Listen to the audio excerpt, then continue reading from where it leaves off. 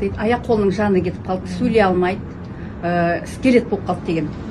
Содан гонодерманы естіген, енді мен соны әлдің өзім деген, у меня угрызение совести үстіне қосып сатқаным ше. Ішіне кішкене ғана қостым, бірақ былай двойне қосқан жоқпын.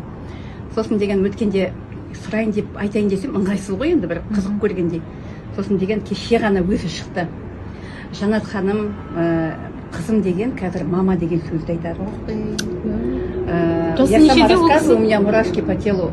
Андай результат, салмақ қосты дейді, тамақ ішеді дейді, 6-7 рет деген не болатын дейді, эпилепсия сияқты судорога прям қосып жаман болатын дейді, бәрі кетті дейді. Неше жаста? Бәрі кетті. 81 жылғы ма сондай, ана молодая. Капсула түрінде, қыз шай түрінде ма?